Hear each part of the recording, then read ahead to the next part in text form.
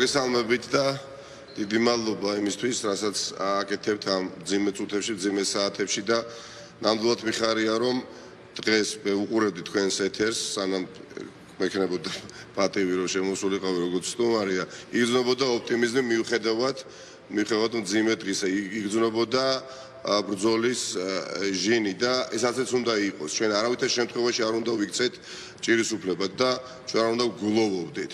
ვინაიდან ნიკა გვარამიას დაპატიმრება უნდა გვესმოდეს, რაც არ უნდა მძიმე იყოს თითოეული ჩვენგანისთვის, თუმეტეს მისი ოჯახის წევრებისთვის, მეგობრებისთვის, ეს არის ბრძოლის ეტაპი. და უნდა გვახსოვდეს, რომ როდესაც აკავებს ბიძინა ივანიშვილი, ეს ძლიერის პოზიციიდან განხორციელებული ქმედება არ არის. მაგრამ ის ადამიანი, როდესაც ატყობს, თუ კი ჩვენ გულოვობ და თუ კი ჩვენ ჭირისუფლებად ვიქცევთ თავს, მას უჩენთ დამატებით мотиваციას, რომ კიდე დააკავოს, ხო?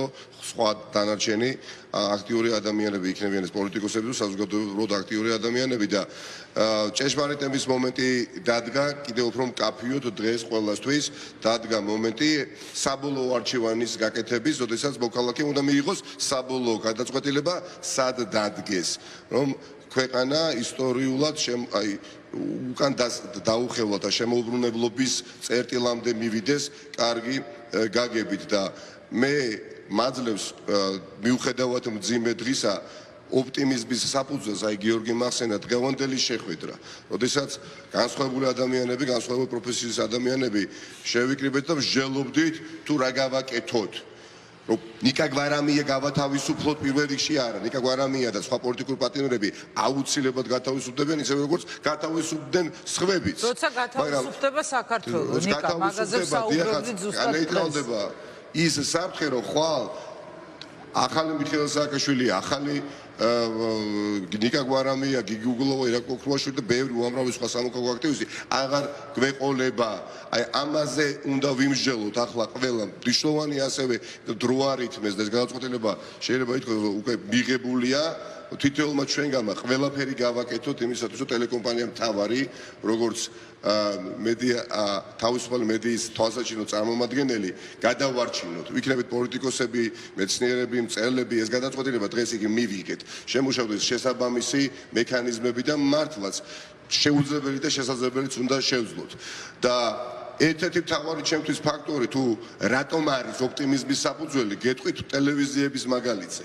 როდესაც ძალიან მძიმე ბრძოლაში, ძალიან არაკომფორტულ ბრძოლაში, რამდენი ახალი ჟურნალისტი და მებრძოლი ბოლო წლების განმავლობაში შემოერთა ტელეკომპანია მთავარს, ტელეკომპანია ფორმულას, ტელეკომპანია TV პირველს, კავკასიას, რამდენი ძალიან ბევრი, ეს ნიშანია იმისა, რომ ძალიან სწორ ბრძოლაში ხართ, ხომ ჩართულები და ძალიან სწორ ბრძოლაში ვართ ჩართულები, ეს ნიშანია იმისა, რომ სწორი პრინციპებისთვის ვიბრძვით. ძალიან ბევრი ახალგაზრდა ადამიანი მოდის. წინა შემთხვევაში ვერ მოვიდოდნენ, მით უმეტეს ვიცით რა, არც თუ ისე სახარბიელო პირობები არის ოლიგარქიული რეჟიმის გადამყიდე ამა თუ იმ ტელევიზიაში. ამიტომ მე მჯერა რომ ჩვენ ყველაფერი უნდა გავაკეთოთ, რომ ვიბრძოლოთ საბოლოო გამარჯვებისთვის და არა მხოლოდ ნიკა გვარამიასა და მიხეილ სააკაშვილის და სხვა პოლიტიკური პარტნიორების გათავისუფლებისთვის, იმიტომ რომ როგორც მაღალი ალბათობა იასებს, რომ ყავ ეცალკეული ადამიანები შებრუნდნენ, ასევე სხვაებიც.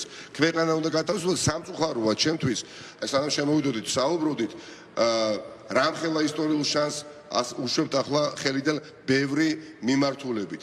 დიახაც, ჩვენ დაუბრუნოთ ქვეყანას ევროატლანტიკური კურსი. ჩვენ დიახაც, არც მეტი და არც ნაკლები. არ შეიძლება რომ აი სიმწრის ცრემლები არ წამოგსვლოდა ადამიანს, როდესაც უყურებდი ახლა გერმანიაში დიდი შვიდეულის სახელმწიფოს ყველაზე მდიდარ განვითარებულ დემოკრატიულ სახელმწიფოებთან ერთად იჯდნენ მოლდოველები, იჯდნენ უკრაინელები და ხუთი მთავარი გადაწყვეტილებისთვის იმსჯელეს, რომელიც დაამტკიცონ ივნისის თვეში პრემიერ-მინისტრმა, შესაბამის სახელმწიფოების და პრეზიდენტებმა, ხო?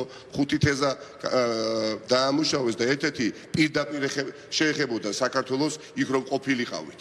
აი ამ მაგიდასთან დაისვეს მოლდოველები და უკრაინელები და მოლდოვას ოკუპირებულ ტერიტორიასთან მიმართებაში კონკრეტული გადაწყვეტილებები მიიღეს და კონკრეტული გზავნილები გააგზავნეს რუსეთში.